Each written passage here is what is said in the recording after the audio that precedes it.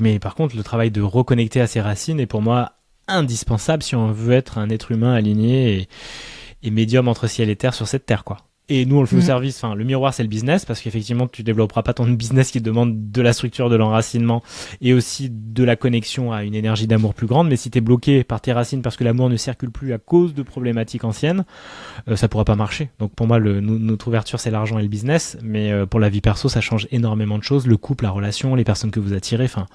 Le travail des racines est fondamental, quoi. Et peut-être que ça commence par venir au Puy du Fou et d'aller se reconnecter, en fait, à la France, en fait. Vous savez pas ce qui s'est passé dans vos aïeux, qui a combattu, de quel côté, de qu'est-ce qu'il y a eu.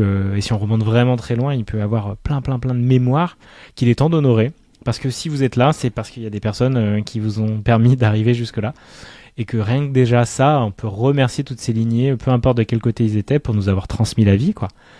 On peut vraiment s'incliner devant eux parce qu'ils ont tenu bon dans des moments bien plus difficiles que 2025 avec ChatGPT et les réseaux sociaux. Et ils ont tenu bon, quoi. Donc c'est ouf, malgré effectivement les hauts et les bas de cette vie incroyable, et en particulier aussi en France, hein, mais bon, tous les autres pays du monde aussi sont concernés. Alors vous l'aurez compris, l'axe du Puy du Fou à la base de la base de la base, c'est valoriser cet épisode de guerre de Vendée.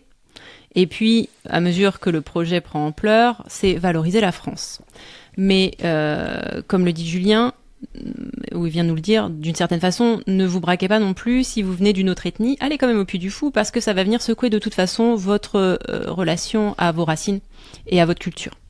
Encore une fois, et l'analogie peut se transférer là-dessus aussi, le nom des protagonistes, finalement, on s'en fiche un petit peu. Quand vous voyez un spectacle qui vous parle d'une civilisation ruinée, d'attaques barbares, d'exil, vous allez taper dans vraiment des grandes problématiques qui peuvent avoir touché votre ethnie et votre lignée également.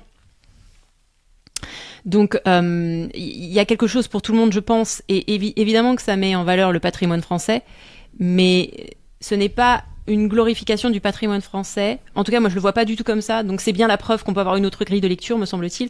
Ce n'est pas juste une valorisation du patrimoine français au détriment de tous les autres patrimoines. C'est un parti pris, mais les sujets sont archétypaux et universels.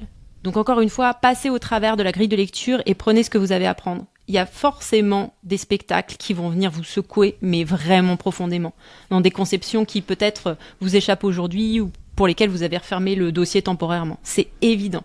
Et vous allez peut-être même pas comprendre pourquoi sur le moment. Parce qu'effectivement, si ça se trouve, c'est dans le spectacle avec les mousquetaires.